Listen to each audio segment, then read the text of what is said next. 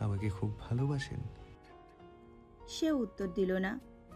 এত পুরুষ থাকতে তিনজনের এক পুরুষের অধিকারের হতে চাইলেন কেন? খারাপ লাগছে নিশ্চয়ই এই যে আমি আপনার সাথে থাকছি না। আদৌ চটপট উত্তর দিতে চাইল, কিন্তু আরহামের মুখাবয়বে পূর্ণ দৃষ্টি রাখতে বুঝল কিছু একটা ঘাটতি আছে। জিজ্ঞেস করলো, উম, আ- আপনার কি মন খারাপ? আরহামের নিরুত্তরে আদোয়া বুঝে গেল। ঝটপট উঠে বসে বলল, কেন কেন আপনার মন খারাপ? I understand. কিছু না, অনেক রাত হচ্ছে, ঘুমান। আমাকে শেয়ার করেন না। আরাম দমে গেলেন। লুকানো উৎকণ্ঠা তড়িৎ খেলে গেল চেহারায়। একরাশ ভয় আর চিন্তার রেখা ফুটে উঠল দৃষ্টিতে। বললেন, উমায়ের অসুস্থ, খুব খুব ভয় হচ্ছে তাদের জন্য। আমি যে জানি না। আরাম পুরোপুরি ভেঙে পড়লেন। একটা মানুষ এত যন্ত্রণা চেপে রাখে কিভাবে? ওনার বাক্যগুলো এলোমেলো হয়ে গেছে। আদৌ তাকে সামলাতে বলল, শান্ত হন, কিচ্ছু হবে না আপুর। বাট আমার ভয়। নো মোর, বাট আল্লাহর উপর তাক্কুল রাখলে এত কেন চিন্তা? তিনি সব ঠিক করে দেবেন। আদৌ বুঝলই না তার কয়েক বাক্যের সান্ত্বনাগুলো আরামের ভেতর কতটুকু সাহস জোগালো। ঠিক এই মুহূর্তে এই ভরসাগুলো যেন আরামের খুব প্রয়োজন ছিল। বেশ কিছুক্ষণ নীরব থেকে আদোয়ার বলা কথাগুলো ভেবে বুঝলেন ভরসা হারিয়ে উনি রীতিমতো রবকে অসন্তুষ্ট করছেন। মনে মনে ক্ষমা চেয়ে আদোয়ার কপালে উষ্ণ স্পর্শ এঁকে বললেন, ফুলটুসি, বারকাল্লাহু ফিক। হাফসার ঘুম ভাঙার জন্য অপেক্ষা করছিলেন 1:30টা পর্যন্ত। সে উঠলে তাকে খাইয়ে দিয়ে ঘুম পাড়িয়ে যখন নিজে বিছানায় গাটা এলিয়ে দেবেন, তখন মনে হলো পরশুর তারিখ। পুরো শরীরে একটা কাঁপুনি দিয়ে গেল। এবার আর দু চোখে এক হবে না। সব কিছু ঠিক, তবুও দুশ্চিন্তা কমছে না। মায়মুনা তো ওনার সাথে থাকবেন, প্রতিশ্রুতি দিয়েছেন। তবু অন্তিম সময়ে যদি তার মত বদলে যায়, ইচ্ছে করে না হোক বাধ্য হয়ে। মায়মুনা তাদের হাতে নেই, তবুও তাদের আগ্রহ ব্যবস্থা ঠিক নেই। তাহলে এমন কিছু কি হবে যার জন্য আরাম প্রস্তুত নন? একটার পর একটা টেনশন আরামকে ভেতর থেকে গুড়িয়ে দিচ্ছিল। এই মুহূর্তে একটা ভরসা প্রয়োজন ছিল। না চাইতেও উঠে বেরিয়ে গেলেন। ড্রয়িং পার হতেই আব্বুর দেখা মেলে। আরামের দুশ্চিন্তা মাখা চেহারার সম্মুখে পড়তে আব্বু মাথায় হাত রেখে আশ্বস্ত করে বললেন, Don't be sad, boy. Everything will be okay. সকালে ঘুম থেকে উঠে ফ্রেশ হতেই তাকে নাস্তার টেবিলে নেওয়া হলো। বেশ কয়েক ধরনের ফ্রুট সহ পুষ্টিকর খাবার সামনে সার্ভ করা হতে হাফসা হকচকিয়ে যায়। আম্মু হাতে করে একটা বাটিতে কিছু নিয়ে এলেন কিচেন থেকে। হাফসার পাশে বসতে বসতে বললেন, কোনটা খাবে? ফ্রুটস খাবে নাকি? খাবো আম্মু, আমি খাবো, আপনি ব্যস্ত হবেন না। খাবো খাবো বলে পরে রেখে যাও সব। তুমি ধীরে সুস্থে খাও, আমি পাশে আছি। হাফসা অসহায় দৃষ্টিতে আরামের দিকে তাকায়। আরাম ভ্রু কুচকে পুরো টেবিল নজর বুলিয়ে ওর পেট দেখালেন। হাফসার অক্ষিগুলো বড় বড় হয়ে গেল। ধীরে সুস্থে খেতে শুরু করলো সে। আরাম ল্যাপটপে কিছু করছিলেন। আম্মু আরামের দিকে তীক্ষ্ণ দৃষ্টিজোড়া স্থির করলেন। তাকে দেখে বোঝা যাবে রাত থেকে সকাল অবধি সে কতটুকু টেন্স ছিল হাফসাকে নিয়ে। সকালে আম্মুর কাছে এসে হাফসা সিকনেসের কথা বলছিল। টেনশনে প্রায় কেঁদেই দিচ্ছিল, কিন্তু হাফসাকে এতটুকুও বুঝতে দেয় না। আরামের সাথে বেরিয়েছে আদোয়া। হঠাৎ করেই তার খুব ইচ্ছে হলো মা বাবাকে দেখে আসতে। আরামের হাতে পায়ে ধরে বায়না ধরে নিয়ে এসে তবে নিস্তার পেল। দুপুরের খাবার খেয়ে ফেরার পথে শপিং মলে ঢুকলো দুইজন। আরামকে অপেক্ষা করিয়ে পুরো লেডিস সাইড ঘুরে এসে বলল, আমার 3টে জামা পছন্দ হয়েছে, কিন্তু আমি সেগুলো কোন কোন শপে দেখেছি ভুলে গেছি। এখন কি করব? আরাম বাকরুদ্ধ হয়ে গেলেন। এতক্ষণ ঘুরে এসে হতাশজনক কিছু বলবে তার জন্য একটুও প্রস্তুত ছিলেন না আরাম। তাদের অনলাইন পেজে জেনে আসুন। বাসায় বসে বসে শান্তিমতো চেঞ্জ করে করে অর্ডার দেবেন। আসুরের আজান পড়বে একটু পর, ফিরতে হবে আদোয়া। সে আরও কিছু বায়না ধরতে যাচ্ছিল, কিন্তু পেছনে একজোড়া দৃষ্টি আটকাতেই ওর চোখ মুখে ভয় দেখা দেয়। গুটি গুটি পায়ে আরামের পেছনে আড়াল হয়। আরাম ভ্রু কুচকে আছেন ওর এমন বিহেভ দেখে। আদৌ দৃষ্টি অনুসরণ করে ওই দিকে তাকাতেই এক সুদর্শন যুবকের দৃষ্টিতে পড়ে। ইমান সামনে এসে দাঁড়াতে আদোয়া আরামের পেছনে গুটিসুটি মেরে দেয়। বুক কেঁপে ওঠে ইমানের। আরাম শান্ত দৃষ্টিতে ইমানের দিকে তাকিয়ে বললেন, ওনাকে অস্বস্তিতে ফেলবেন না, আর আপনি এখান থেকে চলে গেলে ভালো হবে। ইমান নির্বোধের মতো তাকিয়ে থাকে, দিশেহারা হয়ে বলে, বিশ্বাস করুন, আমি আদোয়াকে ভীষণ রকম ভালোবাসি। এতটুকু মিথ্যা বলছি না, আমি ওকে সত্যি এখনো ভালোবাসি। আরাম কোনো মতে নিজেকে সামলালেন। অন্যের মুখে নিজের স্ত্রীকে ভালোবাসার কথা শুনতে কি যে কাটার মতো একটা যন্ত্রণা হয়, সেটা এই মুহূর্তে আরাম অনুভব করছেন। শ্বাসরুদ্ধ কণ্ঠে বললেন, আগের কিছু আমি জানি না, কিন্তু তিনি এখন আমার ওয়াইফ। আই হোপ আপনি কোনো ঝামেলা করবেন না। আই রিকোয়েস্ট ফরগেট হার। ইমান ফিকে হাসি দিল। ভোলা? আদোয়াকে ভোলা? আদেও কি সম্ভব তার সম্পাপড়িকে ভুলে থাকা? আরহাম আদোয়ার হাত ধরলেন, তারপর বেরিয়ে গেলেন এই হল থেকে। ইমান তাকিয়ে রইল আরহামের মুঠোয় রাখা হাতটায়। এই হাতটাই কোনো সময় যত্ন করে খাইয়ে দিত, এলোমেলো চুলগুলো গুছিয়ে দিত, শার্টের এলোমেলো বোতাম ঠিক করে দিত। এই হাত জোড়ায় বাইকে বসলে কাঁধে হাত দিয়ে ইমানের বুকে জড়িয়ে রাখত। ভালোবাসা বড় অদ্ভুত। পাগলের মতো ভালোবেসে গভীর মায়ায় আশ্রয়পৃষ্ঠে জড়িয়ে রেখেও কাউকে রাখা যায় না। অথচ এই শখের মানুষটাকে অন্য কেউ বিনা কষ্টে পেয়ে গেল। ইমান হাসল, তিরতির করে কাঁপা ঠোঁট দিয়ে বিড়বিড় করল, শম্পাপ্রি, আমাকে দেখে ভয় পেয়েছো? আমাকে দেখে? চিন্তা যেন আরও 3 গুণ বেড়ে গেল আরহামের। কোর্টের টাইম পেছানো হয়েছে, আর সেটা করেছেন মাইমুনার ফ্যামিলি। তাদের অতিরিক্ত আয়োজনে আরহামের ভয়টা বেড়ে যাচ্ছে। একা থাকলে খুব কান্না পায়, কিন্তু কাঁদা যায় না। পুরুষ তো, পলক ফেলে ঠেলে ঠুলে বেরিয়ে আসা অশ্রুকে বিদায় দিতে হয়। উনি তো পারবেন না মাইমুনাকে ছেড়ে থাকতে। 3.5 বছরেরও বেশি সময়ের পিছুটান ফেলে তাদের অবাধ্য আবদার মেনে নেবেন না। নীরব বলে তারা সুযোগ পাচ্ছে, ভেতর থেকে হৃদয়ের একটা অংশ খুলে নিয়ে যাবে। অথচ আরাম কিছু বলবেন না, তা হয় না। মাইমুনা যদি কখনো বদলেও যান, তবুও জোর জবরদস্তি করে হলেও তাকে নিজের আঙিনায় রেখে দেবেন। তার হৃদয় ভরিয়ে দেবেন শুদ্ধ ভালোবাসায়, তবুও চোখের আড়াল হতে দেবেন না। আদোয়ার সাথে তার প্রাক্তনের অপ্রত্যাশিত দেখা হওয়ায় মনটা খারাপ ছিল আরহামের। কেন জানি কোনো কারণ ছাড়াই। আদোয়াকে বাসায় নামিয়ে দিয়ে তিনি ফিরে এসেছিলেন এতিমখানায়। এখানে আসলে মন খারাপ একটু ঘুচবে, সাথে মাইমুনের বিষয় নিয়ে চিন্তাটাও দূরে থাকবে। মাগরিবের পর বাসায় ফিরতে দেখলেন 3 অহলিয়া ড্রয়িং রুমে হাস্যমুখে গল্পে ব্যস্ত। আরহামকে দেখে সালাম বিনিময় শেষে তারা পুনরায় হাসি তামাশা নিয়ে ব্যস্ত হয়ে পড়ল। আরহাম সন্তুষ্ট হলেন এমন দৃশ্যে। ঠোঁটের কোণে হালকা হাসি রেখা টেনে রুমে ফিরে গেলেন। খানিক পরই দরজায় করাঘাত হলো। আরহাম ব্যালকনি থেকে ঘাড় ঘুরিয়ে দেখলেন অরেঞ্জের গ্লাস হাতে হাফসা দাঁড়িয়ে। সন্তুষ্টিতে আরহামের ঠোঁটে আর এক চিলতে হাসি বয়ে গেল। পাশে বসিয়ে গ্লাসটা খালি করে শুকরিয়া জানালেন। হাফসা আরহামের দিকে তীক্ষ্ণ দৃষ্টি নিক্ষেপ করে বলে, আপনার কি মন খারাপ? আরহাম যেন এক ধাক্কা খেলেন। মনে মনে বললেন, এত হাসি খুশি থাকার পরও উনি কিভাবে বুঝলেন? মিথ্যা তো বলা যাবে না, সত্যি বললেও দুশ্চিন্তা করবেন। হাফসাকে 2 হাতের বন্ধনে আবদ্ধ করে নিয়ে বললেন, আপনার সংলগ্নে থাকলে মন খারাপ করে থাকা যায়? কিন্তু আগে তো বাবাটা ভালো আছে? আলহামদুলিল্লাহ। বাবাটার মা ভালো আছে? ইট ডিপেন্ডস অন বাবাটার বাবার উপর। আরাম অপলক চেয়ে থেকে তৃপ্তির হাসি হাসলেন। ডিনার সেরে রুমে ফিরতেই দেখলেন আদোয়া বিছানায় পা তুলে খুব মনোযোগ সহকারে আঙুলে নেল পালিশ লাগাচ্ছে। আরাম ভ্রু কুচকে খুঁটিয়ে খুঁটিয়ে দেখলেন, অতঃপর টান মেরে বাক্সটা নিয়ে নিতে আদোয়া ধরফরিয়ে উঠল। আরামকে তো দেখেনি সে। এগুলো হারাম, এগুলো দেয়া যাবে না, কখনো না। এক্ষুনি ধুয়ে আসুন। আদোয়া বুঝতে পারল না সামান্য কালারে হারামের কি। গাল ফুলিয়ে বেশ সময় নিয়ে আঙুলগুলো ধুয়ে ফেলল। দেখলো আরাম জানালার গ্লাস খুলে সেটা ময়লা স্তূপে ফেলে দিলেন। দেখে প্রায় কান্না চলে আসছিল আদোয়ার। গিফটটা ওর বেস্ট ফ্রেন্ডের থেকে পাওয়া, খুব পছন্দের নেল পালিশ। দিতে তো দিলেন না, বরং ফেলে দিলেন। একরাশ রাগ আসলো মনের মধ্যে ওর।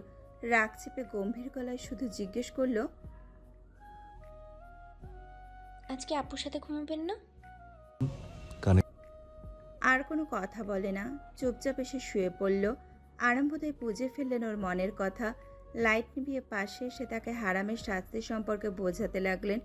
কোন আইটেমগুলো বৈধ প্রসাধনী সেটাও বুঝিয়ে বললেন। বিকল্প হিসেবে বললেন নেল পালিশের বিপরীতে মেহেদি পড়তে। চুপচাপ সব শুনে আদোয়া বুঝল, রাগ কমল। কোথাও সে পড়েছিল নেল পালিশ হিউজ হারাম, কিন্তু ছোট বিষয় ভেবে পাত্তা দেয়নি। কিন্তু যার বাহুতে আটকেছে উনি যে হারামে এক বিন্দুও ছাড় দিবেন না, এটা বোঝা হয়ে গেছে ওর। সাই সাই বেগে দিনগুলো পার হয়ে যাচ্ছে। হাফসার শরীরে মিশে থাকা অস্তিত্বটা বড় হচ্ছে। তার একটু একটু মুভমেন্ট খুশিতে পুলকিত হয় হাফসা। এক দেওয়াল ভেদ করে এক অদৃশ্য মায়ায় জড়িয়ে পড়েছে মন। কিন্তু হরমোন চেঞ্জের জ্বালায় কখন কীরকম আবদার করে বসে নিজেও বুঝতে পারে না। তবুও যথাসম্ভব নীরব থাকে। সারাদিনের ক্লান্তি মাখানো প্রিয়তমের মুখ দর্শনে ইচ্ছেগুলো মাটি চাপা দিয়ে দেয়। কিন্তু আরহাম তার যত্নে কার্পণ্য করেন না। দিন নেই রাত নেই, ওর হঠাৎ চাওয়া যে কোনো আবদারগুলো পূরণ করেন। সবার অপরিমেয় যত্নে তার চোখটা অশ্রুতে ভেসে ওঠে বারবার। দিনের শেষাংশ।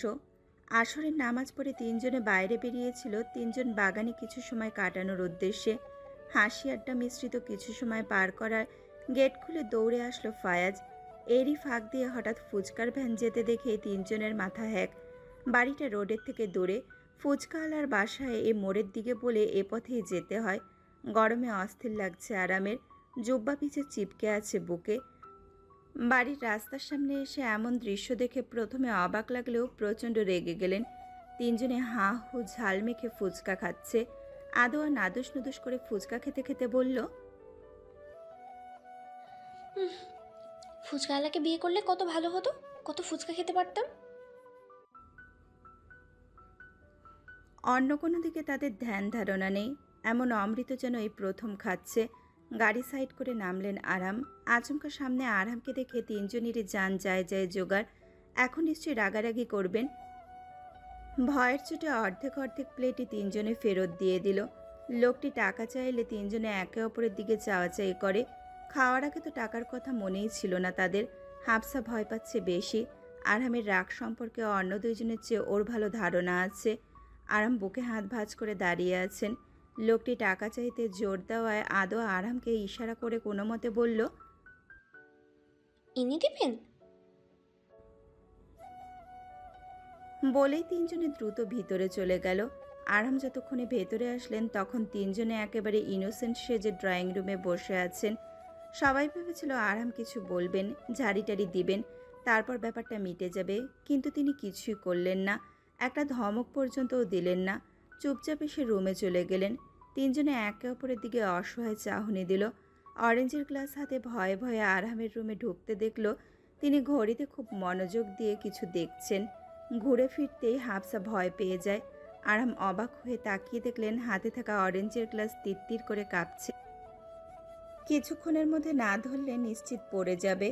আরাম হাত বাড়িয়ে গ্লাসে গিয়ে নিতে হাফসা চলে আসলো। ও নিচে আসার পর দুইজনে ঝেঁকে বসলো। কি হলো কি হলো? উনি কথা বলেছেন? কিছু বললেন? রেগে আছেন? না, রেগে আছেন কেন যে ফুচকা খেতে বেরোলাম? সব দোষ তোমার আধোয়া। তুমি ফুচকা না দেখালে আমরাও খেতাম না, বাইরেও যেতাম না। শাহ রাগ করতেন না। মাইমুনের এহেন কথায় আদোয়া মলিন মুখে বলল, এখন কি আমাকে একা ফাঁসাবে? মোটেই না, দোষ তিনজনেরই। মাগরিবের পর নামাজ পড়ে বাসায় আসলেন। তিনজনে তখন ড্রয়িং রুমে আরামের অপেক্ষায়। আরাম আসতেই তিনজনে একসাথে মুখ কাচুমাচু করে বলে, আফান। আরাম সোফায় বসে পড়লেন। ওদের সরিকে তুড়ি মেরে উড়িয়ে দিয়ে গম্ভীর হয়ে বললেন, ধরুন তিনজনে 5 মিনিটস। তিনজনে চরম পর্যায়ের বিস্ময় তখন। যেন বিশ্বাসই হচ্ছে না আরাম এমন শর্ত দিয়েছেন। বাধ্যের মতো কানে ধরে রইল তিনজন। আরাম সোফায় গম্ভীর হয়ে বসে তিনজনের রিয়াকশন দেখছেন। বলতে লাগলেন, মাইমুনা, হাফসা, আপনারা জানেন ভালো করেই নন মারহাম কারা। তাও ফুচকা দেখে আর ভাবাভাবি নেই। মাইমুনা ধীর সুরে বলল, লোকটা বৃদ্ধ ছিল। তো বৃদ্ধ বলে মারহাম হয়ে গেলেন? আমাকে বললে আমি এনে দিতাম না? আপনি তো আনহাইজিনিক কিছু খেতে দেন না, তাই। এবারে দমে গেলেন আরহাম। এমন সময় বাবার আগমন। বাবা চশমা খুলে তিনজনকে ভালো মতো দেখে অবাক হয়ে বললেন, কি করেছে ওরা? গেটের বাইরে গিয়ে ফুচকা খেয়েছেন লোকটার সামনে। সেটা না হয় ওদের ভুল, তাই বলে এভাবে শাস্তি দেবে? স্ত্রীরা কত মর্যাদাবান। হাত নামাও। বাবাকে পেয়ে তিনজনের চোখে মুখে খুশিতে ঝলমল। আরাম বাবার সামনে মাথা নিচু করে আছেন। বাবা বললেন, তুমি আমার মেয়েদের মান অক্ষুণ্ণ করেছ, এখন তোমার শাস্তি পাওয়া উচিত। আব্বু আমি হ্যাঁ, আমার রুমে আসো। ওদের সামনে তোমাকে লজ্জা দিচ্ছি না। আরাম কোনোরূপ প্রত্যুত্তর করার সুযোগই পেলেন না। আর চোখে চেয়ে দেখলেন আদো আর মায়মুনা পারলে হেসে লুটোপুটি খায়। হাফসা অসহায় দৃষ্টিতে তাকিয়ে আছে। এক হাতে কান ধরে দাঁড়িয়ে আছেন আরাম। আব্বু সোফায় আরাম করে বসতেই হাফসা চা নিয়ে এলো। হাফসাকে দেখে আরাম লজ্জায় ঘুরে গেলেন। হাফসাও দ্বিতীয়বার তাকালো না। চোখের ইশারায় আব্বুকে অনুনয় করে বলল এবারের মতো ওনাকে ক্ষমা করে দিতে। জোরে বলো যা বলার। হাফসা অসহায় দৃষ্টিতে তাকিয়ে চলে গেল। তখনই ঘরের বাইরে আম্মুর গলা শুনতে আহনাফ তাজবার আতকে উঠলেন। হুলুস্থুলু করে আরহামকে বললেন, আরাম কান ছাড়ো, হাত নামাও। আরহাম আম্মুকে আসতে দেখে অন্য হাত দিয়েও কান ধরে রইলেন। আব্বু বলেই যাচ্ছেন হাত নামাতে। আরহাম শুধু মুচকি হাসছেন, কিন্তু কান ছাড়লেন না। আব্বু অসহায় গলায় বললেন, তুমি কি তোমার শাস্তি আমাকে এক্সচেঞ্জ করাতে চাও? হাতটা নামিয়ে আমাকে বাঁচাও। ততক্ষণে আম্মুর নজরে পড়ে গেছে আরহামের শাস্তি। ভ্রুকুচকে একবার আহনাফ তাজবারের দিকে তো একবার আরহামের দিকে তাকাচ্ছেন। আম্মু অদ্ভুত দৃষ্টিতে আহনাফ তাজবারের দিকে তাকিয়ে বললেন, হাউ ডেয়ার ইউ! এত বড় ছেলেকে এমন শাস্তি দিচ্ছেন? করেছে কি আমার ছেলে? হাত নামাও আরহাম। ভদ্রলোক বললেন, ছেলে তো মার বাবু, তার কোনো দোষই আপনার চোখে লাগে না। আরাম সুযোগে রুম থেকে বেরিয়ে আসলেন আম্মুকে খেপিয়ে। আচারের বয়াম নিয়ে ঝালঝাল করে আচার খাচ্ছিল আদোয়া। কিচেনের তাকে দেখে আর লোভ সামলাতে না পারায় কৌশলে বয়ামটা রুমেই নিয়ে আসতে হয়েছে। টপাটপ করে একের পর এক পিকেলস গিলতে গিলতে হঠাৎ নাকে মুখে বিষম উঠে যায়। বয়াম রেখে দ্রুত বেসিনে যেতেই তালু জুলে কাশি উঠে যায়। কাশতে কাশতে যখন একটু স্থির হলো তখন বুঝলো নাক দিয়ে কোনো তরল পদার্থ ঝরছে। মুখে নোনতা কোনো অনুভূতি বুঝতেই থুনিক্ষেপ করতে চমকে যায় আদোয়া। তড়িৎ মিররে তাকিয়ে দেখে নাকের নিচে ব্লাড। ভয়ে সারা শরীর শিউরে উঠল ওর। আতঙ্কে দ্রুত কল ছেড়ে পুরো মুখ ধুয়ে আয়নার দিকে ক্ষণকাল তাকিয়ে থাকে। আমার পুরনো সমস্যাটা আবার হানা দিল কবে থেকে, তাও সামান্য একটু কাশিতে। রুমে এসে স্বাভাবিক হয়ে বয়ামটা জায়গা মতো রেখে ফোনে নিজের পুরনো আইডিতে সেন্ড করা একটা প্রেসক্রিপশন চেক করে একটা ওষুধের নাম খাতায় লিখে নেয় চটপট। বের হওয়ার সময় দেখলো ইমানের অসংখ্য মেসেজ। বের হয়েও পুনরায় ঢুকলো। আরহাম যেদিন বলেছিলেন সেই দিন থেকে সোশ্যাল মিডিয়া সে ইউজ করা ছেড়ে দিয়েছে। আজকে ঢুকতে দেখলো ইমান অস্ট্রেলিয়ায় চলে যাচ্ছে সামনের উইকে। খুব জোর অনুরোধ করছে শেষ একবার দেখা করার জন্য। কাঁদতে কাঁদতে ভয়েস দিয়েছে শেষ একবার দেখা করে নিলে আর কখনো যোগাযোগের চেষ্টা করবে না বলেও আদোয়া না শব্দটা বলেই বেরিয়ে এলো। ইমানের সাথে আর কোনোদিন হয়তো দেখা হবে না, কিন্তু আদোয়া নিজেই নিজেকে অপরাধী মনে করে। কারণ সেই ইমানকে বাধ্য করেছিল ওর মায়া জড়াতে। পুরনো অনেক স্মৃতি চোখে ভেসে উঠতে আর এক মন বলল সে এখন বিবাহিত, আরামের আমানত। নিজেকে ব্যস্ত রাখতে আম্মুর রুমের দিকে হাঁটা ধরল সে। দীর্ঘ ঘুম শেষে দেখলেন 11টার কাঁটা পেরিয়েছে। চোখে মুখে পানির ছিটা দিয়ে নিচে নামতেই দেখলেন অবাক কাণ্ড।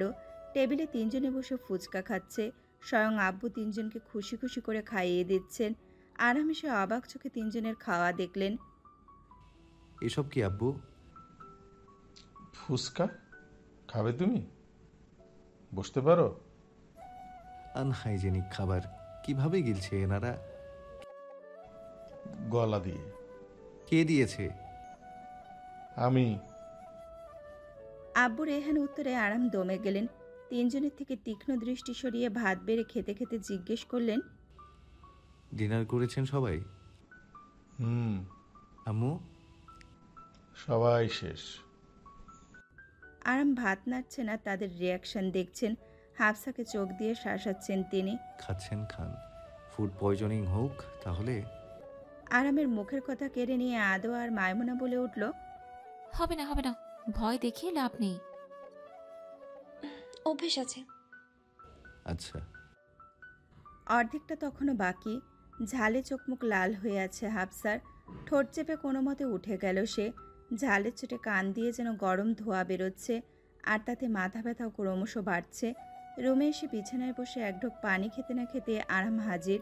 ফ্রিজ থেকে আইসক্রিমের বক্স এনে দিতে চুপচাপ খেতে শুরু করলো সে। একটু যদি ঝাল কমে তাতে। আরাম বুকে হাত রেখে দূরে দাঁড়িয়ে বলতে লাগলেন, phuchka with spicy, very tastes. Hafsa কিছুই বলল না। আরাম রুম থেকে গেল, চোখ বুজে একটু ঘুমাবে সে। মাথার অসম্ভব যন্ত্রণাটা ক্রমশ বাড়ছেই।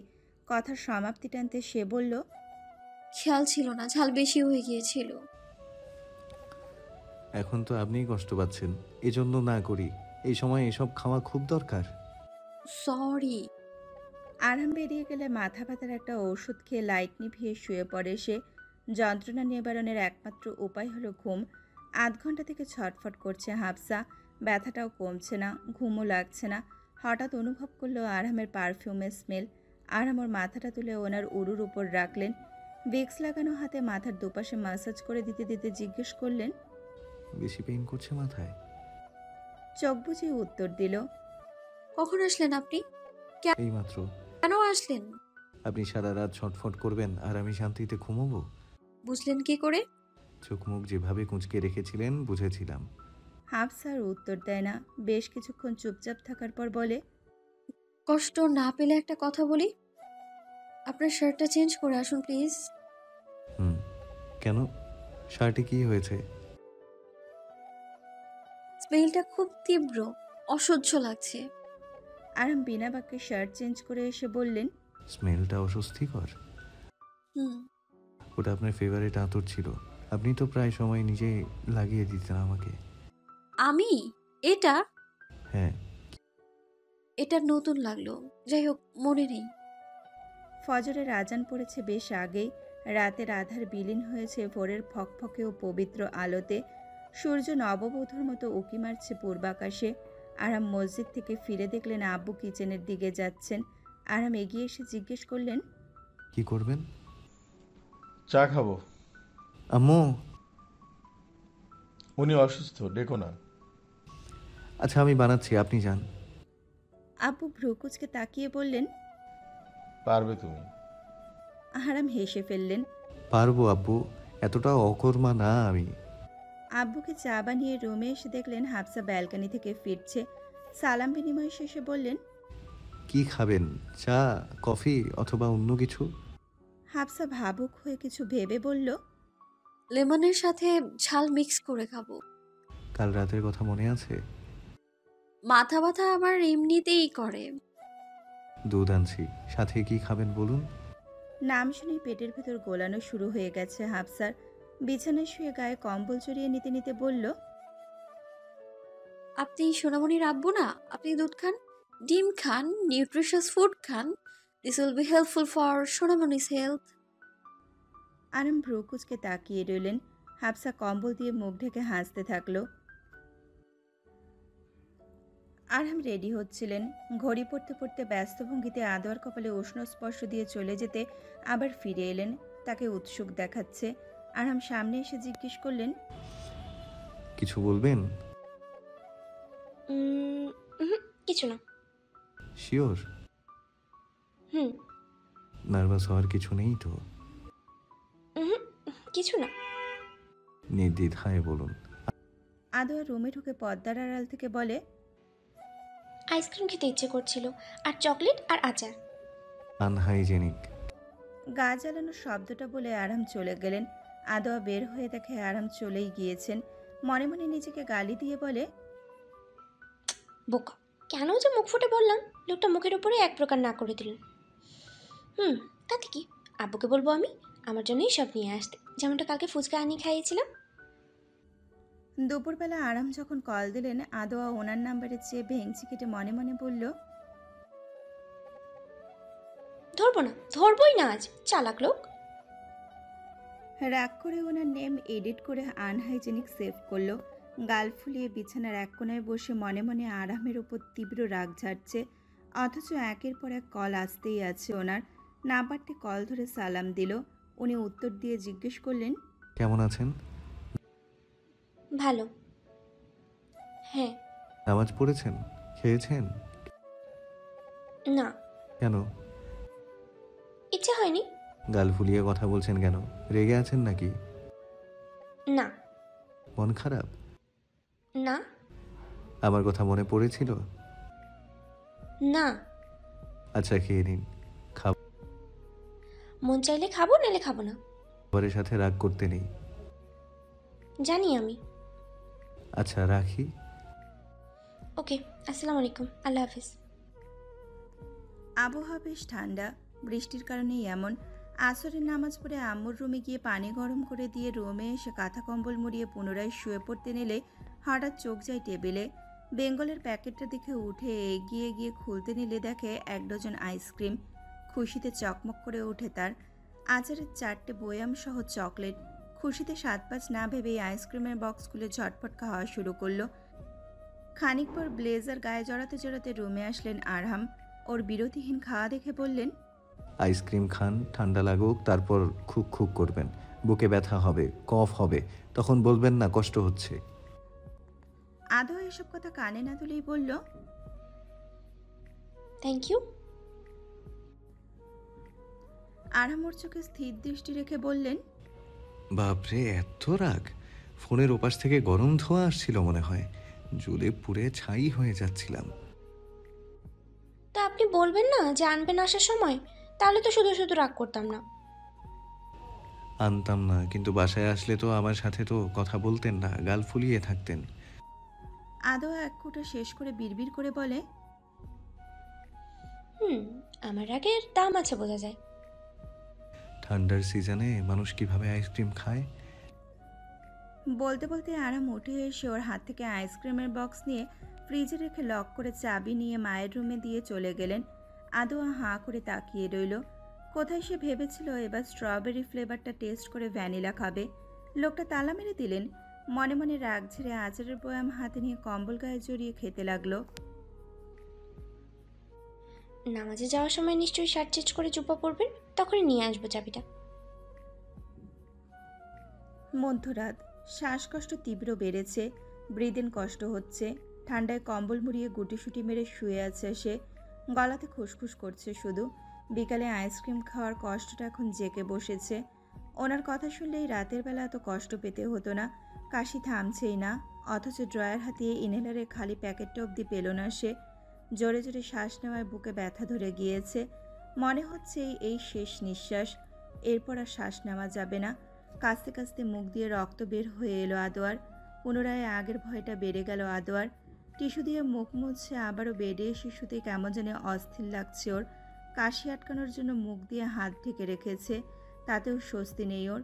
ওয়াশরুম থেকে পুনরায় কুলি করে এসে বিছানায় গা লাগাতে হঠাৎ কটমট শব্দ হলো। ঘরে হালকা আলোর বাতিতে দেখলো আরাম দ্রুত এসে ঢুকে ক্যাবিনেটের ড্রয়ার খুলছেন। সবগুলো চেক করে খুঁজে পেতে আদোয়াকে ধরে আধশোয়া করে বাহুতে শোয়ালেন আরাম। ওর মুখের ভেতর বার কয়েক গ্যাস দিয়ে আস্তে আস্তে ওনার উড়ুতে শুয়ে মাথায় হাত বুলিয়ে দিলেন। আস্তে আস্তে শান্ত হলো আদোয়া, যেন পুনরায় প্রাণ ফিরে পেল। আরাম অনুভব করলেন ওর সারা শরীর কাঁপছে। এখন স্বস্তি লাগছে আদোয়া? মাথা নাড়িয়ে হ্যাঁ বুঝিয়ে চোখ বুঝে নিল সে। আরাম যত্নে এলোমেলো চুল কানের পিঠে গুজে দিতে দিতে বললেন, আপনাকে নিষেধ করেছিলাম আইসক্রিম না খেতে, এখন কত কষ্ট হচ্ছে। আমারই ভুল হয়েছে আপনার অবাধ্য আপনার পূরণ করা। আদোয়া হঠাৎ ভাঙা স্বরে বলে উঠল, আমি যদি আপনার আগে মারা যাই? অতঃপর লম্বা শ্বাস নিয়ে বলল, আপনি কি কাঁদবেন আমার জন্য? Never said this type of words, I can't take. আজকে শুক্রবার। গোসল সেরে ড্রয়িং রুমে আসতেই মায়মুনা বায়না ধরে বলল, ও দিনের শাস্তি তো বাকি আপনার। ওই দিনের বদলে আজকে আমরা যা চাইবো, যা আবদার করব, মানতে হবে। আরাম ভ্রুকুচকে মনে করার চেষ্টা করে বললেন, কোন দিনের? ওই যে কুইজে হেরে গিয়েছিলেন, তখন তো এমনই শর্ত ছিল, তাই না? ও আচ্ছা, বলুন কি চান? হাফসা হুলুস্থুলু করে বলে, আমাদের বেড়াতে নিয়ে যেতে হবে, এই একটাই শর্ত। নো, এটা ছাড়া যে কোনো কিছু। আদৌ ফোরন কেটে বলল, না, আমাদের এটাই কন্ডিশন, এটাই ফাইনাল। হুম, এমন কোনো আবদার আমি পূরণ করতে পারবো না। বাইরে যাওয়া আমার পছন্দ নয়। আই প্রমিস, এর বাইরে যে কোনো আবদার আমি রাখবো আপনাদের। তিনজনে গাল ফুলিয়ে আর তাকালো না পর্যন্ত। আরাম মিনিট পাঁচেক তাদের সামনে বসে নামাজের জন্য তৈরি হতে গেলেন। এতক্ষণ একটাবারও কেউ তাকালোই না। আরাম নামাজে গেলে তিনজনে যুক্তি করে লোকটার সাথে কথাই বলবে না, আর ইগনোর করবে যতক্ষণ না পর্যন্ত সত্য না মানেন। দেখি কতক্ষণ সহ্য করতে পারেন। বিকেলবেলা আসরের নামাজ থেকে ফিরে ভাবলেন মাইমুনাকে নিয়ে বাগানে বেরোবেন। সে উদ্দেশ্যে মাইমুনার রুমে গিয়ে দেখলেন ব্যালকানিতে সে দৃঢ় মনোযোগ দিয়ে বই পড়ছে। আরাম গিয়ে পাশে বসলেন। তাও ওনার কোনো হেলদোল নেই। আরাম ডাকলেন, সে মনোযোগ ভেঙে চোখ তুলে তাকিয়ে বলল, কিছু বলবেন? কোনো দরকার? এমনি আসছি। সে নিরুত্তর থেকে পুনরায় বইয়ে মনোযোগ দিল। আরাম অবাক হলেন। অন্য সময় হলে সে আরামকে নিয়ে ব্যস্ত হয়ে পড়ত, সব ফেলে ওনার সাথে গল্পে সায় দিত। এখন তাকাচ্ছেও না পর্যন্ত। আরও কিছুক্ষণ অপেক্ষা করে বললেন, আপনি কি বিজি হানি? হুম, একটু সময় কথা বলা যায় না? খুব সিরিয়াস মোমেন্টে আছি Shah. I miss you. Hmm, Maimuna পাত্তাই দিচ্ছেন না আরহামকে। বেশ রাগ হলো ওনার। উঠে বেরিয়ে গেলেন। পথিমধ্যে দেখা হলো আদোয়ার সাথে। সে বিড়াল হাতে নিয়ে ছাদের দিকে উঠছিল। আরামও উঠলেন। ভাবলেন তার সাথে বিকেলের পরিবেশটা উপভোগ করা যাবে, কিন্তু আসার পর থেকে সে তার মেয়ে নিয়ে ব্যস্ত হয়ে পড়েছে। কোলে নিয়ে চুমু খাচ্ছে, পশম এলোমেলো করছে, রেলিংয়ে তাকে তুলে হাঁটাচ্ছে, ফুল এনে কানে গুজে দিচ্ছে। আরাম দূর থেকে তীক্ষ্ণ চোখে তাকে ফলো করছেন। অন্তত আদৌ এমন না, সে সারাটা দিন আরামের সাথে একটুক্ষণের জন্য অপেক্ষা করে, অথচ এখন পাত্তাই দিচ্ছে না। আরাম তাকে পাশে এসে বসতে বললেও অথচ সে অজুহাত দিল খামাখা। সে তার অভিব্যক্তি দিয়ে আঙুল তুলে বুঝিয়ে দিচ্ছে সে অপেক্ষারত মানুষের প্রয়োজন অনুভব করছে না, বরং তাকে লাপাত্তা দেওয়া বিড়ালকেই সময় দিতে ব্যস্ত। মাগরিবের নামাজ পড়ে আম্মুর রুমে গেলেন। অন্তত আম্মু তো সঙ্গ দেবেন। মায়ের কোলে মাথা রাখতেই প্রশান্তি অনুভব করলেন, কিন্তু সেই শান্তি বেশিক্ষণ টিকল না। মায়মুনার আদোয়া এসে তাকে নিয়ে গেলেন গল্প করবে বলে। আরাম চুপচাপ বসে রইলেন। সবাই কেমন বদলে যাচ্ছে। সকাল পর্যন্ত তো ঠিকই ছিল সব। বেশ কিছুক্ষণ অপেক্ষা করলেন, আম্মু ফিরলেন না। মায়মুনার রুমের পাশ দিয়ে যেতে দেখলেন তারা জমিয়ে আড্ডা দিচ্ছে। আরাম নিজের রুমে ফিরলেন। ওমায়ের কাপড় গুছিয়ে রাখছে কাবার্ডে। তিনি তাকে হাত ধরে বসিয়ে বললেন, একটু পাশে বসুন। আপনাকে কে বলেছে এসব করতে? এমনি কিছু অর্ডার দিই খাবারের? ইচ্ছে করছে না। টেন্সড কিছু নিয়ে? শরীর ভালো? হুম, আরাম তাকে ব্যালকনিতে নিয়ে গেলেন। কোলে বসিয়ে বললেন, সোনামণি যেদিন পৃথিবীতে আসবে ওই দিন আপনাদের দুজনকে গিফট দেব। গেস করুন কি দেব? গেস করুন। জানি না, গেস করুন। ঘুম পাচ্ছে। সারা বিকেল ঘুমিয়েছেন। হ্যাঁ, কিন্তু এখন বাকিদের মতো আপনিও আমাকে ইগনোর করবেন এখন? আচ্ছা যান। হাফসা ফিরে আসলো। সত্যি ওর খারাপ লাগছে ওনাকে হার্ট করতে, কিন্তু কিছু মুহূর্ত তো তা অপেক্ষা করতেই হবে। ডিনারেও যখন তারা রীতিমতো ইগনোর করছিল, তখনও আরাম বুঝলেন না কি এমন ভুল করেছেন যে জোট বেঁধে তারা এমন করছে।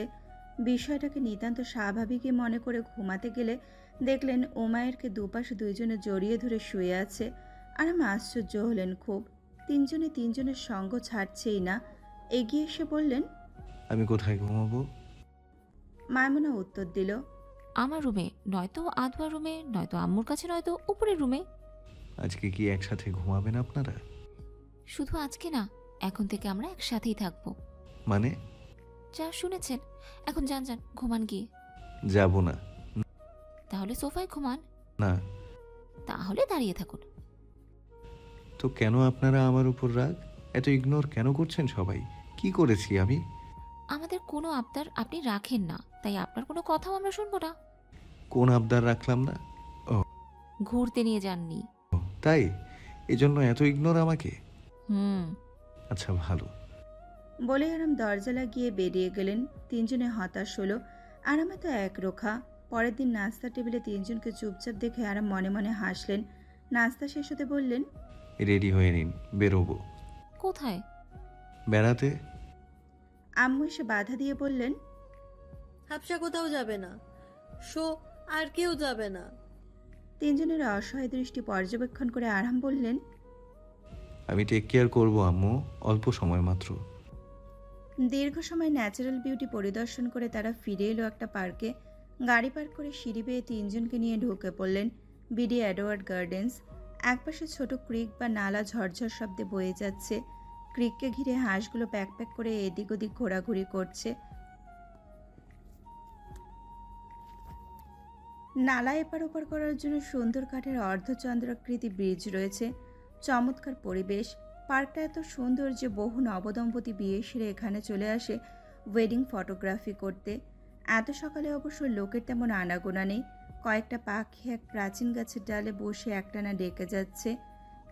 একটু পরপর বেঞ্চ পেতে রাখা আছে, তারই একটাতে তাদের বসতে ইঙ্গিত করলেন আরহাম। নিজেও বসলেন পাশে। বেশ কিছুক্ষণ চারিপাশের সৌন্দর্য অবলোকন করতে তারা বায়না ধরল ট্রেন চড়বে। দুইজনকে আগের সিটে বসিয়ে দিয়ে তিনি আর ওমায়ের পিছনের সিটে আরাম করে বসে পড়লেন। সামনে দুইজনে কলকল করে কথা বলে যাচ্ছে, এক একবার করে হাসিতে ভেঙে পড়ছে। দেখে ভালো লাগে। এই যে সব কিছুতে সরলভাবে আনন্দ প্রকাশ করা, নিঃসংকোচ উপভোগ করা, এ যেন আরামের হৃদয়ে নাড়া দিয়ে যায়। সারাদিন কাটে ব্যস্ততার সাথে।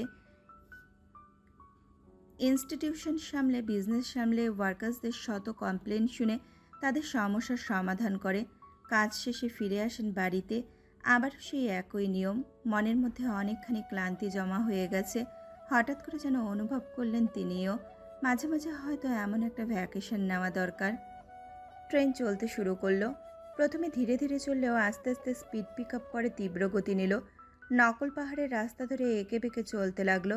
এই ওপরে উঠছে, এই নিচে নামছে, মাঝে মাঝে অন্ধকার টানেলের মধ্যেও ঢুকে পড়ছে। আশেপাশের যাত্রীদের চিৎকারে কান পাতা যাচ্ছে না। বেশ খানিকটা সময় ধরে ঘুরিয়ে পিছিয়ে চলে অবশেষে ট্রেনটা এসে থেমে পড়ল। বউয়ের আবদারে এখন তাকে বাচ্চাদের ট্রেনেও চলতে হচ্ছে। দীর্ঘশ্বাস ফেলে নেমে তাদের নামতে সাহায্য করলেন। ভেতরে গিয়ে খাবার অর্ডার করে অল্প খেয়ে আদোয়া আবার বাচ্চাদের স্পটের দিকে এগিয়ে গেল।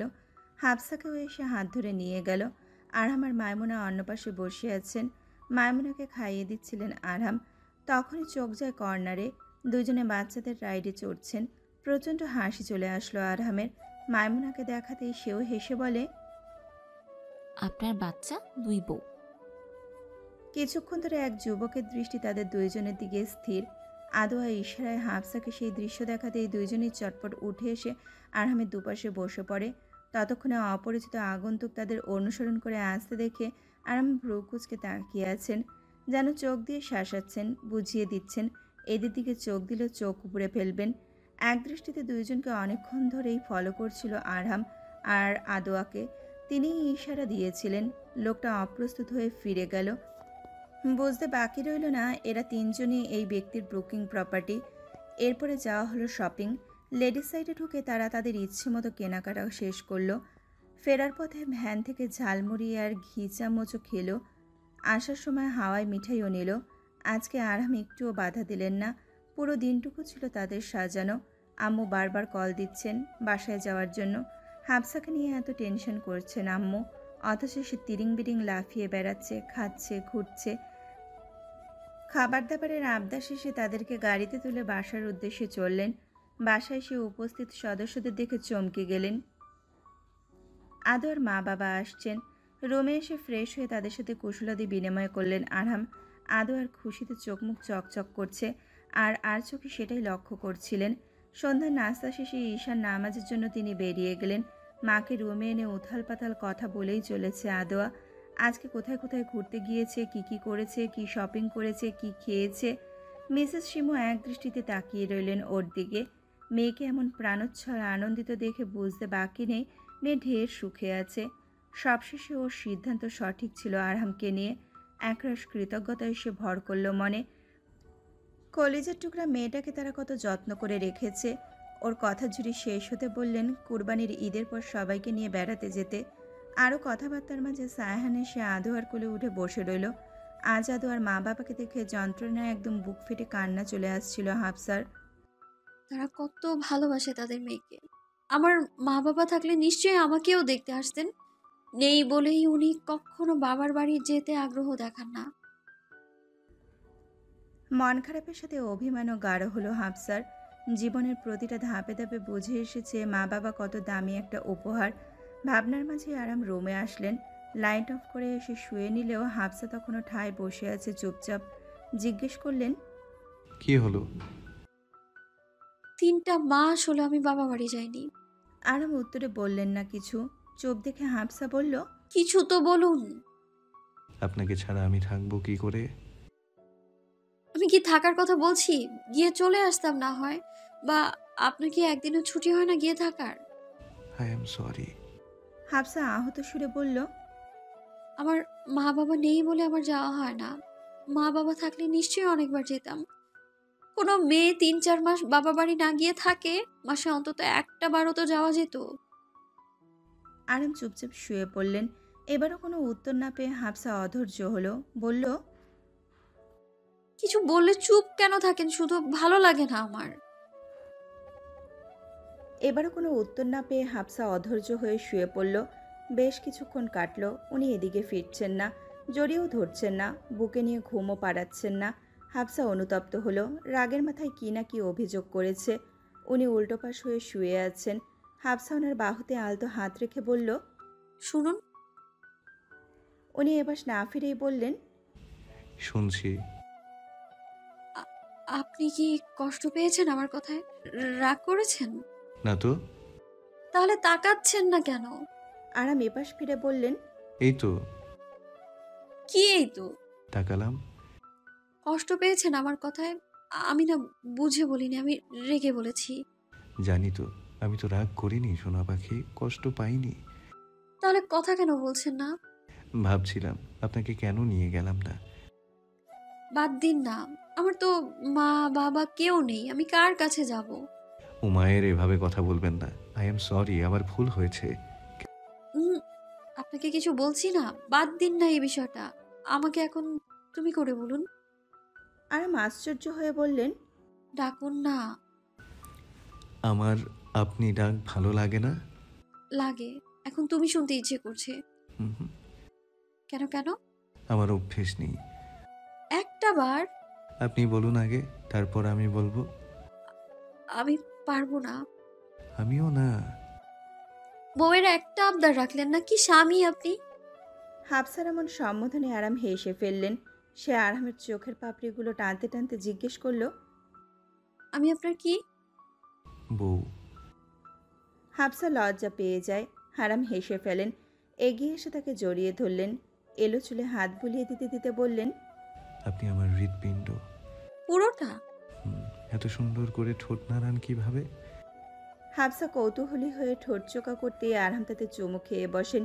সে আবারও লজ্জায় নেতিয়ে পড়ে। উনি মুচকি হেসে বললেন, লজ্জা কি কমে না একটুও? ঘুম আসছে। আচ্ছা, মাথায় হাত বুলিয়ে দিচ্ছি, ঘুমান। আমি ঘুমিয়ে গেলেও আপনি জেগে থাকেন, তাই না? কে বলেছে? হাফসা ফিসফিসিয়ে বলল, আমার পার্সোনাল অ্যাসিস্ট্যান্ট ইবনে আব্দুল্লাহ বলে। বাবাটা কি জেগে থাকে, ঘুমায় না? বাবাটা জেগে না থাকলে তার বাবাকে পাহারা দিবে কে? আরাম হাসেন, বললেন, তার বাবাকে না দেখে না চিনেই বাবার প্রতি এত ভালোবাসা। চিনবে না কেন? আমি যে এত এত গল্প করি। তাই? হুম। আচ্ছা, রাত জাগা যাবে না। বউ আর বাবা সোনা ঘুমান দুজনে। আপনিও আমাদের সাথে ঘুমাবেন, ওকে? জি। দুপুরবেলা মায়মুনা তখন সবে শাওয়ার নিয়ে বেরোচ্ছিলেন। তখনই আরাম রুমে আসেন। স্নিগ্ধ বেলি ফুলের সুঘ্রাণে আরাম মায়মুনাকে একেবারে কোলে নিয়ে ছাদে চলে এলেন। সে জিজ্ঞাসু দৃষ্টিতে তাকালে তিনি বললেন, একবার হেয়ার ড্রায়ার অ্যাভয়েড করুন। Let me feel your hair smell, honey. এরই মধ্যে তাদের আরও কথা চলল। এক পর্যায়ে মায়মুনা বললেন, মা বলেছেন আমাকে খুব মিস করছেন বেড়াতে যেতে। হুম, পড়ে যাবেন।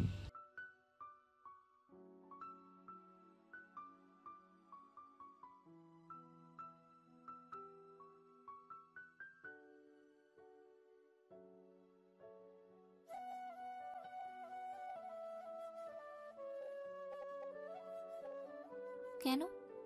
এই বিষয়টা সমাধান হয়ে যাক, তারপর যখন খুশি। এটা তো চলছেই। আমি এমনিই মাকে দেখে আসলাম। বললাম তো এখন না। আমি কেন? আমার বাবার বাড়ি যেতে দিবেন না আমাকে? কখনো যেতে চেয়েছেন আমি বাধা দিয়েছি মাইমুনা? কিছুদিন পর যাবেন। কেন? আপনার কি মনে হয় যে আমার মা ফুসলিয়ে ফাসলিয়ে আপনাকে ডিভোর্স দিতে আমাকে মানিয়ে নিবে? আরাম নিরুত্তর চলে গেলেন। খানিক পর মাথা ঠান্ডা হলে বুঝলো হলো কি ওর। আরামের সাথে কখনো তো উঁচু গলায় কথা বলেনি। উনি নিশ্চিত হার্ট হয়েছেন। বিকালে বাইরে থেকে ফিরে গেটের ভেতরে ঢুকতে হালকা চেঁচামেচি শুনে এগিয়ে আসতে আরাম হতবাক। ফায়াজের সাথে প্লেগ্রাউন্ডে আদোয়া বল নিয়ে টানাটানি করছে। একজন এদিকে টানে তো অন্যজন আরেক দিকে। আরাম কাছে আস্তে আস্তে তাদের ঝগড়া আরও বেড়ে গেল। ফায়াজ অভিযোগের সুর তুলে বলল, মামা, আমার বল এই পচা আন্টি ছাড়ছে না। আদোয়া দ্বিগুণ অভিযোগ নিয়ে বলল, ও বলেছে আমাকে খেতে দিবে, এখন দিচ্ছে না। আরাম কিছুক্ষণের জন্য থ হয়ে রইলেন। কি করবেন কিছুই বুঝতে পারছিলেন না। কোনো মতে বলটা তাদের থেকে ছাড়িয়ে এনে বললেন, ওয়েট এ মিনিট, একটু চুপচাপ থাকো তুমি। ওয়েট এ মিনিট, একটু চুপচাপ থাকো দুজন। আদুয়া কুল, ও বাচ্চা একটা, ওর মুড সুইং হবেই। আদোয়া রাগ নিয়ে বলল, ও তো এতক্ষণ বাঁশ কেটে বল ছুঁড়ে মারছিল, আমি বারবার নিয়ে এসে ওর হাতে তুলে দিয়েছিলাম। কথা ছিল সে আমাকে দিবে, কিন্তু এখন তো বলই দেয় না। আরামে আর এক বাচ্চাকে কি সান্ত্বনা দেবেন বুঝে উঠতে পারলেন না। ওনার থিঙ্কিং এখনও কিডসের মতন, তাই কিডসের মতো করেই বুঝিয়ে বললেন, ফায়াজ মামা আমাকে বল দিবে না। আমি আন্টির পাওনাগুলো দিই, তারপর বল নিয়ে যাবে। ততক্ষণ তুমি এনজয় করো, ওকে? ফায়াজ রাগে ফুঁসতে ফুঁসতে বলল। আচ্ছা। আরাম হেসে তাকে কোলে তুলে বেঞ্চে বসালেন। কানে কানে কিছু একটা বলতেই সে হেসে ফেলল। ফুলানো গালে চুমু দিয়ে আদোয়ার উদ্দেশ্যে বল দিতে চাইলে দেখলেন আদোয়া গাল ফুলিয়ে রাগী দৃষ্টিতে আরামের দিকে এক দৃষ্টি তাকিয়ে আছে। আরাম আতঙ্কে পড়ে গেলেন। কি হলো ফুলটুসি? সে রাগে ফুঁসতে ফুঁসতে বলল, ওকে কি বলেছেন আপনি? আমার দিকে তাকিয়ে হাসলো কেন? নাথিং এলস, কিছু না। রেডি হন। না, বলতে হবে। কি বলেছেন ওকে? আপনি আমাকে বলুন না। আরাম শান্ত কণ্ঠে বললেন, বলেছি আমি ওকে ভালোবাসি, আর এই জন্যই সে হেসেছে। আদোয়া মিয়ে গেল। খানিক অস্বস্তিতেও পড়ল। অস্বস্তি ঢাকতে বলল, দিন এখন। আপনি ওখানটা গিয়ে দাঁড়ান। প্লেগ্রাউন্ডে কিছুক্ষণ বল ছোড়াছুটি করে আদোয়া হাঁপিয়ে উঠল। রুমে এসে কাশি শুরু হলো। কাশি কোনোভাবেই যেন থামছে না। কাশির সাথে থুতু ফেলতে পুনরায় আগের ভয়ঙ্কর অভিজ্ঞতার সম্মুখে পড়ল। আরাম দরজায় নক করছেন। বেসিন ক্লিন করে খুলতেই তিনি বললেন, হঠাৎ এত কফ হচ্ছে কেন? আরও সময় পেরোল। তখনও আদোয়াকে এক নাগারে কাজতে দেখে আরাম এগিয়ে আসলেন। একটু স্থির হতে পানি এগিয়ে দিয়ে জিজ্ঞেস করলেন, আপনি তো অসুস্থ, কফ কমছে না, ডক্টরের কাছে যাব। রেডি হন। আদোয়া দ্বিমত করে বলে, আইসক্রিম খাওয়াই ঠান্ডা লেগেছিল, বাইরের বাতাসে আরও বাড়বে। আদা দিয়ে চা খেলেই কমে যাবে। আচ্ছা আমি আনছি। আদোয়া আরামকে আটকে বলল, পারবো তো আমি যাচ্ছি। আপনি টায়ার্ড হয়ে এসেছেন, রেস্ট নিন। যেতে হবে না কিচেনে, গ্যাসের ধোঁয়ায় আরও বাড়বে। আমি চা করে আনছি। ঈদের আর মাত্র 2 দিন। আজকে সকালে হঠাৎই আয়রা হাজির। সবাইকে সারপ্রাইজ দিতেই চুপি চুপি ইংল্যান্ড টু বাংলাদেশ এসেছে। জেদ ধরেছিল দেশে সবার সাথে একসাথে ঈদ করবে। আলাদা খুশির আমেজে পুরো বাড়ি মুখরিত। আব্বুর কোল জড়িয়ে গুটিসুটি মেরে এখনও সোফায় বসে আছে। দীর্ঘদিন পর আব্বুর সাথে দেখা। নিজেও আদোয়ার মতো উড়নচণ্ডী ছটফটে হওয়ায় আসার পর থেকে তার সাথে ভাব হয়ে গেছে। একটু পর পর ভাইকে খোঁচা মেরে মেরে বলছে, তোমার যতটা বউ হয়েছে, বাচ্চা কাচ্চা হবে, তোমার ভালোবাসার ভাগ ততটা কমে যাবে। ভালোবাসার অভাবে তুমি শুকিয়ে কাঠ হয়ে যাবে। নেভার। আচ্ছা আচ্ছা, দেখা যাবে, শুধু বাবুটা আসুক। সন্ধ্যার নাস্তা শেষে আরহামের বারণ না শুনে সে বায়না ধরল শপিংয়ে যেতে। মাহাদিন কড়া সুরে বললেন, আয়রা মুখ গোমরা করে আরহামকে উদ্দেশ্য করে বলল, যাবো ভাইয়া। মাহদিন ভাইয়ের পারমিশন নিয়ে যাও। আরামের কড়া নজর আয়রার উপর পড়তেই সে ভয়ে আমতা আমতা করে বলল, সরি, এখন থেকে শুনবো। সে রুমেই ফিরে আসতে চেয়েছিল। আরাম ডেকে বললেন, যাও শপিংয়ে, বাট খুব অল্প সময়ের জন্য। মাথা নেড়ে খুশিতে লাফাতে লাফাতে চলে আসলো আদোয়ার রুমে। আদোয়াকে যাওয়ার অফার করলে সে বলল, আরহামের পারমিশন ছাড়া কোথাও বেরোলে বলেছেন পাকেটে রেখে দেবেন। এত ভয় পাও ভাইয়াকে? ওই দিন ফুচকা খেয়েছিলাম গেটের বাইরে গিয়ে, কানে ধরিয়ে দাঁড় করিয়ে রেখেছিলেন। সত্যি? ভাইয়া এত রোড? প্রচুর মানে রোম্যান্টিক। আদোয়ার দৃষ্টি দরজায় স্থির দেখে আয়রাও চোখ ফিরাতে দেখলো আরহাম দাঁড়িয়ে। মুখ টিপে হেসে বেরিয়ে গেল সে। আরহাম ভেতরে ঢুকতে ঢুকতে জিজ্ঞেস করলেন, আমি রোড? আমি কি বলেছি নাকি? আমি না থাকলে সেটাই বলতেন। হ্যাঁ, না না, কেন বলবো? সিরিয়াসলি আদোয়া, আপনি এত ভয় পান আমাকে? কেন? আপনার রাগ। ব্যস্ত ভঙ্গিতে ছাদ থেকে কাপড় নিয়ে ছুটছিলেন আরহাম। সিঁড়ির দিকে এগোচ্ছিলেন, আচমকা দৃষ্টি আটকে যায় উত্তর পাশের রেলিংয়ে। আরহাম একদম অবাক বনে যান। রেলিংয়ের একদম কিনারা ঘেঁষে উঁচু পিলারে বসে ওমায়ের আচার খাচ্ছে। বয়াম হাতে গাল ফুলিয়ে চেয়ে আছে এদিক। আরহাম এগিয়ে গিয়ে বললেন, আশ্চর্য, আপনি ছাদে কার সাথে এসেছেন? বিনু আপু। কেন, ঘরে কি জায়গা হচ্ছিল না? হাফসা আমতা আমতা করতে করতে আচারের বয়ামটা কৌশলে আড়াল করতে চাইলে আরাম ছো মেরে নিয়ে দেখলেন। অদ্ভুত দৃষ্টিতে ওর দিকে তাকিয়ে বললেন, আবারও স্পাইসি? দিন না দিন, আমি কিন্তু লাভ দিয়ে পড়ে যাব তা না হলে। একদম কেটে কুচি কুচি করে ভাসিয়ে দেব। কোথায়? আচার পেলেন কোথায়? আদওয়া দিয়েছে। জানতাম, আর কেউ দিত না। আরাম এগিয়ে এসে কোলে করে নামিয়ে নাক চেপে ধরে বললেন, আপনি এনজয় করছেন স্পাইসি খেয়ে, আর তার কষ্ট হচ্ছে। কোলে তুলে নামাতে নামাতে বললেন, আর যদি কখনো উল্টাপাল্টা কিছু খেতে দেখি তাহলে পেটে রেখে দিব ঘরে। ইমাজিন, তখন আচার আগেই ঘরে এনে রেখেছিলাম, আপনি দেখেননি তখন? নিজের ভালোটা বুঝবেন না? তাহলে আপনি কেন বাইরে গেলে আসার সময় লাল লাল আঙুর আর পাপাই আনবেন? খুব খেতে ইচ্ছে করছে আমার। এগুলো ওনার জন্য হার্মফুল জেনেও বায়না ধরছেন। আরাম কড়া দৃষ্টিতে তাকালেন, তবুও তার তেমন কোনো হেলদোল নেই। এই মেয়েটা এখন একটুও ভয় পায় না আমাকে, কিছু বললেই ড্যাব ড্যাব করে চেয়ে থাকে। এখন তারা দুজন বলে সাহস বেড়ে গেছে। মনে মনে ভাবতে ভাবতে আম্মুর উদ্দেশ্যে ডেকে বললেন, আম্মু, তাকে একটু বোঝাবেন, আমার কথা শুনে না। পরদিন বিকালে আব্বু আর উনি রেডি হচ্ছিলেন কুরবানির পশু কিনতে যেতে। আদোয়া চিপস খেতে খেতে বলল, আজকে বড় একটা লাল গরু আনবেন, আর বড় একটা কালো ষাঁড়, আর ফুটফুটে একটা সাদা গরু আনবেন। আরাম মুচকি এসে বললেন, আর কোন কালার? আজিদ। ওপরের ব্যালকনি থেকে তিনজন তাকিয়ে আছে। এরই মধ্যে আরহাম তাকালেন একবার, মুচকি হেসে ইশারায় বললেন নিচের ব্যালকনিতে আসতে। আল্লাহু আকবার ধ্বনি তুলে একের পর এক 3টা পশু জবাই করে দোহা সম্পন্ন করলেন। ঘরে ফিরে এসে একসাথে নাস্তা করে সবার রুমে আলাদা গিয়ে ভালোবাসা প্রদান করে নাস্তা নিয়ে নিচে গেলেন। হাতে হাত লাগিয়ে পুরো সময়টুকু তাদের সাহায্য করলেন। দুপুরবেলা খাবারের সময় তিনজনকে খাইয়ে দিলেন, গল্প করলেন, উপহার দিলেন। পরিবারের সবার সাথে উৎসবমুখর সুন্দর একটা দিন কাটালো। সন্ধ্যার পর গেস্ট রুমে চেঁচামেচির শব্দ শুনে খানিক ভয় পেয়ে এগিয়ে এসে দেখলেন দুপাশে ইজেহান ফায়াজকে নিয়ে আদোয়া ট্যাবে গেম খেলছে, আর জিতে গেলে খুশিতে বাকবাকম করছে। পাশের দুইজনের মতোই হুররে চিৎকার তুলছে। আরাম দরজায় হেলান দিয়ে বুকে হাত গুজে তাকিয়ে রইলেন। চিন্তা করা যায় কতটুকু বাচ্চা নিয়ে তিনি সংসার করছেন।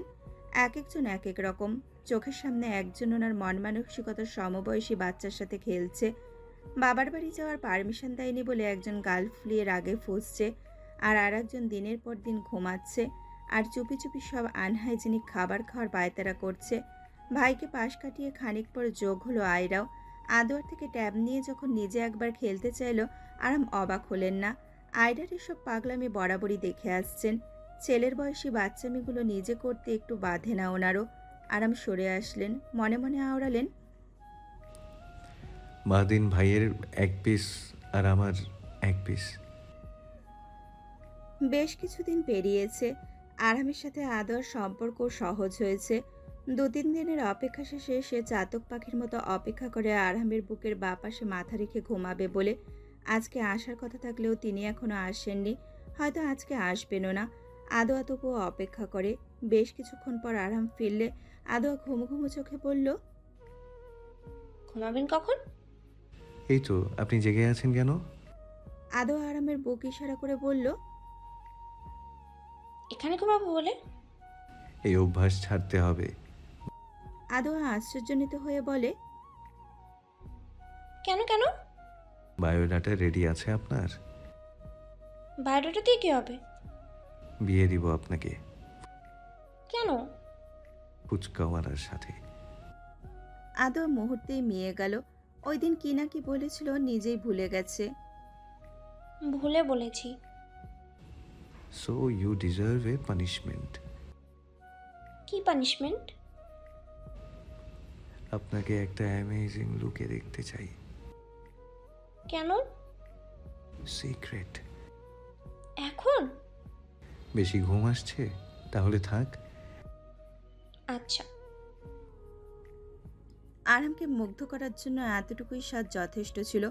লম্বা চুলগুলো খোপা করে শাড়ি পরে অর্নামেন্টস ইউজ করে সাজলেও ওনার সামনে মুঠো করা হাত জোড়া থরথর করে কাঁপছে।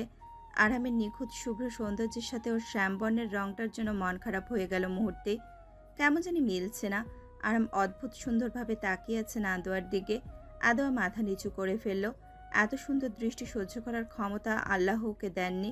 আরামের পকেটে হাত গোজা অবস্থায় একই দৃষ্টি রেখে এগিয়ে এলেন। ওনার যেন পলক পড়ছে না। আদোয়া পেছনে সরে যেতেই উনি মুচকি হাসলেন। কাছে এসে বেয়ে পড়া আঁচলটুকু মাথায় তুলে কপালে কপাল ঠেকিয়ে ধীর সুরে বললেন, এত সুন্দর লাগছে কেন? চোখ সরাতে পারছি না কেন? মুহূর্তে খুশি হয়ে পড়ল, গাল ফুলিয়ে বলল, আপনি সুন্দর, আমিই শ্যামলা। শ্যামলা বলেই আপনার সৌন্দর্য আমার কাছে আরো বেশি লাগে। শ্যামাবতী, ভালোবাসি। আদোয়ার সারা হৃদয় জুড়ে অসম্ভব সুন্দর একটা অনুভূতি ছেয়ে গেল। কখনো কি ইমেজিন করেছিল এই পুরুষের থেকে কাঙ্ক্ষিত কথাটা শুনবে? লজ্জা নিয়ে বলল, আমিও। শ্যামা পাখি, হুম। আপনার মতো ছটফটে এমন ছোট্ট একটা শ্যামা পাখি চাই। আদোয়া লজ্জায় রক্তিম হয়ে মুখ লুকালো আরামের বুকে। তিনি বেশ শব্দ করে হেসে ফেললেন। কানে ফিসফিস করে বললেন, এখন না, আমার শ্যামা পাখি পুরোপুরি অ্যাডাল্ট হওয়ার পর। আজকে তাদের প্রণয় হলো। বাকি থাকা দূরত্বটুকু এক রজনীতেই ঘুচে গেল। আরাম ছোট্ট ফুলটুসিকে যত্নে ওনার বাহুডোরে আগলে নিলেন। তার পরিপূর্ণ অধিকারের অপ্রাপ্তি থেকে শিলমোহর তুলে নিলেন। ফজরের নামাজ পড়ে ঘুমাতেই কড়া ঘুম লেগে আসছিল আরামের। ব্যাঘাত ঘটল অদ্ভুত কিছু শব্দ শুনে। পাশ ফিরতেই দেখলেন আদোয়া পাশে নেই। কান খাড়া করে শব্দের উৎস খুঁজলে বুঝলেন শব্দটা ওয়াশরুম থেকে আসছে। আরাম চাদর সরিয়ে উঠে সেই দিকে এগোলেন। ভিড়িয়ে রাখা দরজা হালকা ঠেলতেই ফ্লোরে তাকাতেই চমকে গেলেন। বেসিন সহ ফ্লোরে কিছু অংশে রক্তে একাকার। ভমিটিংয়ের পর একেবারে নিস্তেজ হয়ে আসছিল আদোয়া।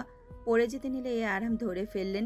কোলে করে এনে শুয়ে ঠোঁটের বেয়ে পড়া রক্তগুলো মুছে বুকের সাথে চেপে ধরে রইলেন অনেকক্ষণ। তাকে শান্ত হতে সময় দিলেন। আদোয়ার শরীর থরথর করে কাঁপছে, কিন্তু তার চেয়েও বেশি জোরে কাঁপছে আরামের হৃদয়। কি হয়েছে শ্যামা পাখির? এত অসুস্থ কেন? বেশ কিছুক্ষণ পর আদোয়ার নিস্তেজ হয়ে যাওয়া শরীরটা নড়ে উঠল। চোখ খুলে জোরে জোরে শ্বাস নিল কয়েকবার। আরাম তাকে তুলে গালে আলতো হাত রেখে জিজ্ঞেস করলেন, আপনার কি হয়েছে আদোয়া? আমাকে বলুন প্লিজ, আমার টেনশন হচ্ছে খুব। কাঁপা কাঁপা স্বরে সে বলল, আমার এমন ভমিটিং হয়, সাথে ব্লাড আসে, তারপরে বুকে খুব ব্যথা করে। আরামের অস্থিরতা কমছেই না, হৃদয়ে ঘূর্ণিঝড় বইছে। তবুও শান্ত থাকার চেষ্টা করে বললেন, কেন এমন হয়? জানি না। আচ্ছা, ডক্টরের কাছে গিয়েছিলেন আগে? গিয়েছিলাম। কি বলেছিলেন? কিছু বলেননি, শুধু একটা ক্যাপসুল দিতেন। আমি সেটা খেয়ে অনেক দিন সুস্থ থাকতাম। গত কয়েকদিন হঠাৎ করে আবার শুরু হয়েছে।